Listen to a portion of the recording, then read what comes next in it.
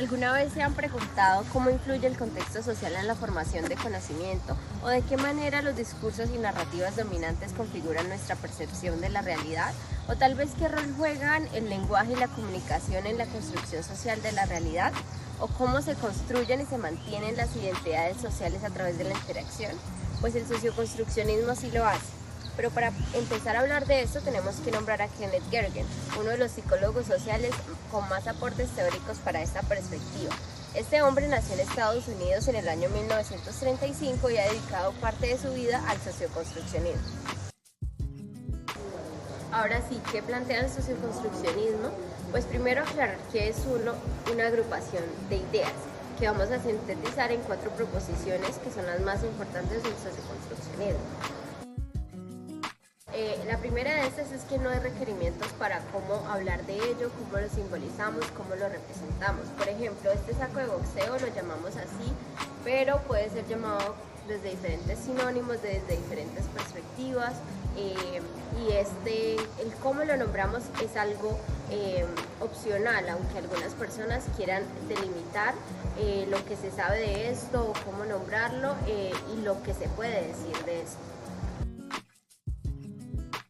La segunda proposición es que sea como se le nombren a las cosas, no serán demandadas por sí mismas, sino que crecen a partir de un grupo de relaciones de las cuales yo soy parte, algo así como una tradición que es parte de una comunidad a la cual yo pertenezco.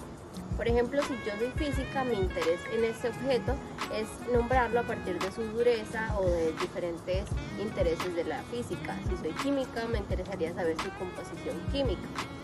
Si soy historiadora, me interesaría saber la época desde la cual el objeto existe, y si soy ambientalista, pues haría una crítica respecto a la huella de carbono del objeto y lo perjudicial que es para la humanidad. Podemos decir muchas cosas desde muchas perspectivas, y si abandonamos esas perspectivas, ¿qué podríamos decir de las cosas? Pues nada, por lo cual lo que es real para nosotros es parte de una relación comunitaria, es decir, la cosa es lo que nosotros construimos socialmente, no lo que es en sí. La tercera proposición es que cualquier construcción que se haga a partir de esto o perspectiva que se tome va a estar cargada de valores, pues no existe ninguna construcción o descripción con un valor neutral. Y estas descripciones van desde lo que queremos hacer con el objeto y lo que consideramos que vale o no vale en él. Y esto nos llevará a describirlo de ciertas formas y no de otras, pues todas las descripciones traen consigo diferentes formas de vida, y esto no quiere decir necesariamente que vamos a aceptar todas las formas de ver las cosas, sino es una crítica aplicable a la ciencia, pues en ella se llega a acuerdos, pero eso no quiere decir que esos acuerdos sean objetivos o verdaderos, sino que devienen de un acuerdo establecido. Y que además todas estas perspectivas representan diferentes tipos de juegos de lenguaje que forman parte de las formas de vida. La cuarta proposición es que nada de lo que se ha hecho hasta ahora es real.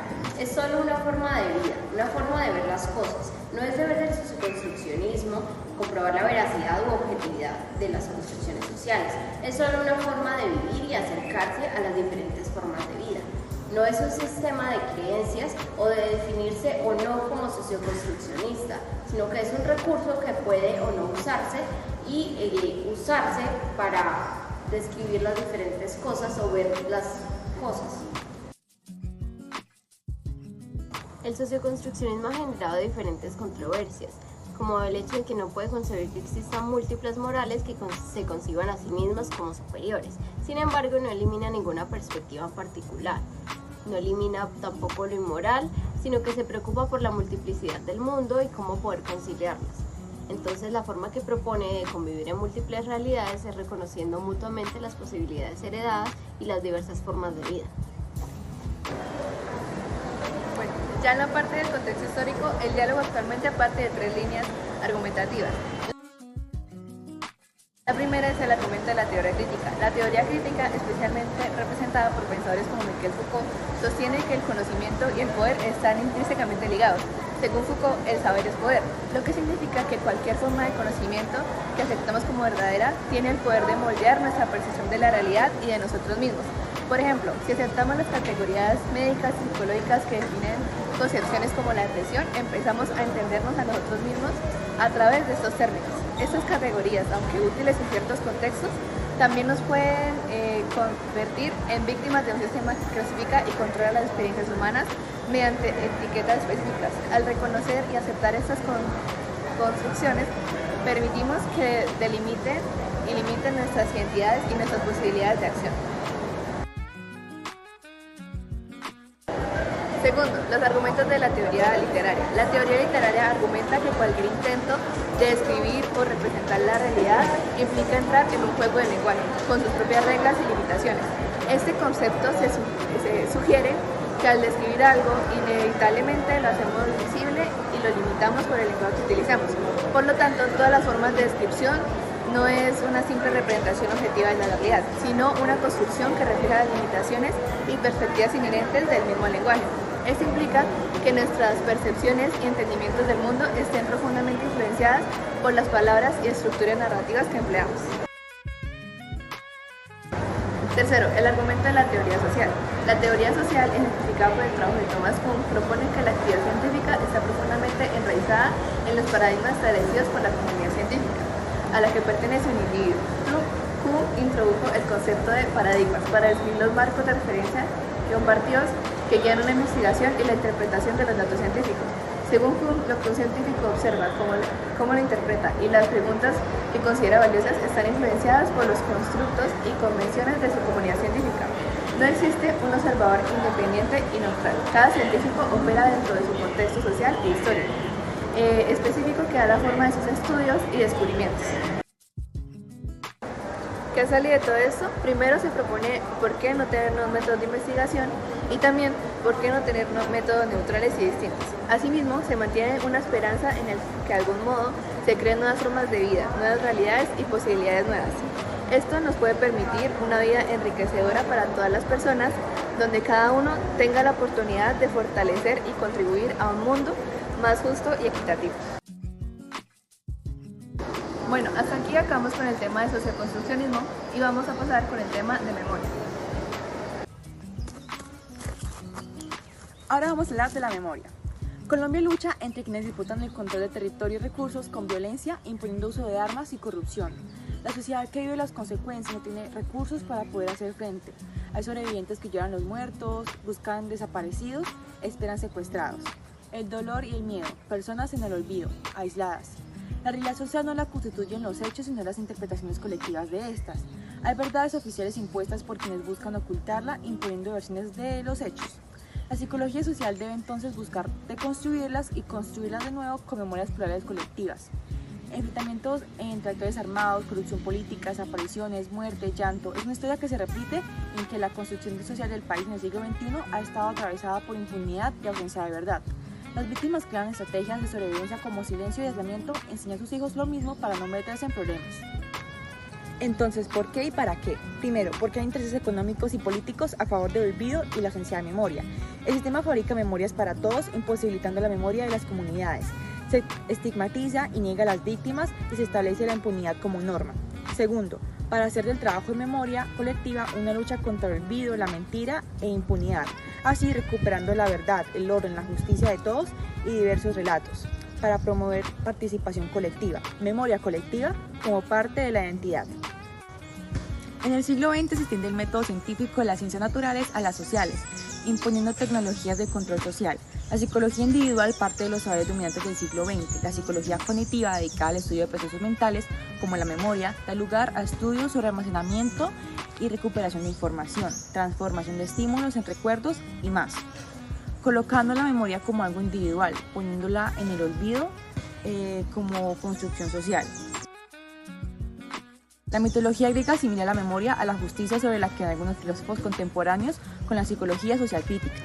El mito del mensajero Hesíodo, quien tiene como misión resolver los conflictos sociales entre los hombres que transgreden el orden social cuando olvidan la justicia impuesta por Zeus. Su misión es hacerles rememorar, o sea, dejar de olvidar, que en griego es aletheia, que significa verdad. La filosofía, que en Platón es memoria, convertía en diálogo entre los hombres, o sea, que todos deben ser escuchados para tener memoria. Aristóteles dijo, entre todos decimos la verdad. En filosofía contemporánea se propone recordar la historia para no olvidarla. En el constructivismo social se comprende la memoria como un conjunto de procesos inherentes al carácter social e histórico de la vida humana. Este busca explicar cómo las personas descubren el mundo en el que viven.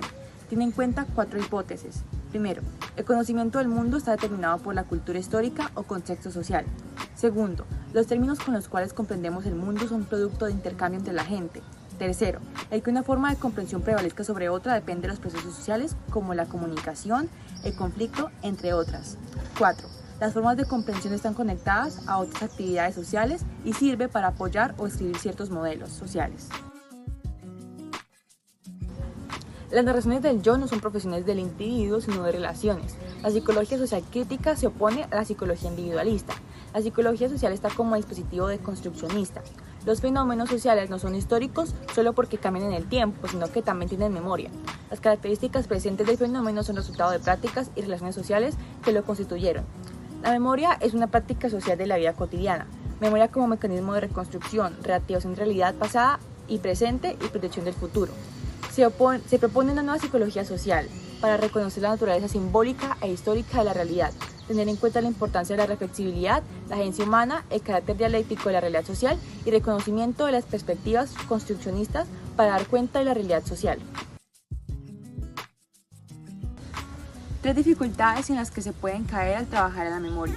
Primero, historificación o conmemoración, al detener la memoria del flujo de su propio cambio. Segundo, espectacularización o mercado de la memoria, lo que la lleva a su banalización. Tercero, telepresencia o tecnologías de imagen, que ocasionan un rompimiento de lo temporal en las que la experiencia hace el paso a la mirada. También se advierte el riesgo de caer en la tradición de entender el olvido como algo negativo, como ausencia de memoria, porque para hacer memoria es necesario haber olvidado. Hacer memoria es revivirlo. El trabajo de memoria colectiva es 1. Lucha contra el olvido, mentira e impunidad. 2. Recuperar verdad, orden y justicia como intervención para superar el tramo psicosocial y lograr alivio emocional. 3. Recuperar la voz de todos difundiendo diferentes relatos y versiones sobre los hechos violentos. 4. Participación colectiva para enfrentar los hechos y buscar caminos alternativos de vida digna. 5. Reconstrucción del tejido social, o sea, reconstruir maneras de relacionarse, fomentar la solidaridad. 6. Fomentar trabajo en grupo y fortalecimiento organizacional. 7. Apropiarse de la memoria como parte de su identidad. El trabajo de memoria es inestable, largo, impreciso y va en contra de las versiones e intereses oficiales. Las comunidades no tienen recursos ni tiempo, son escenarios de conflicto armado y desconfianza. Hay peligro de hablar de esos temas. Hace daño recordar sufrimiento si los responsables no reconocen ni están dispuestos a reparar. En Colombia el trabajo de memoria se ha intensificado con la Comisión Nacional de Reparación y Reconciliación. Ha dado lugar a eventos, debates y publicaciones que la ubican como alternativa para hacer frente a la problemática de violencia nacional. El trabajo con comunidades desplazadas ha permitido identificar con ellas la importancia de la memoria, superar el estancamiento en el pasado a pesar del miedo y la falta de tiempo y dedicarse a conocer lo sucedido desde las versiones de todos para poder identificar engaños de la impunidad. Para lograr cambios es necesaria la participación y compromiso social. Si la reconstrucción que ofrece el Estado fuera más independiente, tendría mayor probabilidad de llegar a la verdad, a las verdades. El problema de la memoria no es solo de las víctimas, sino de todos y lo que hacemos. Se hace la invitación a tomar parte activa en la construcción de memoria colectiva. La memoria es acción social y las ciencias sociales deben facilitar rutas de trabajo para esto.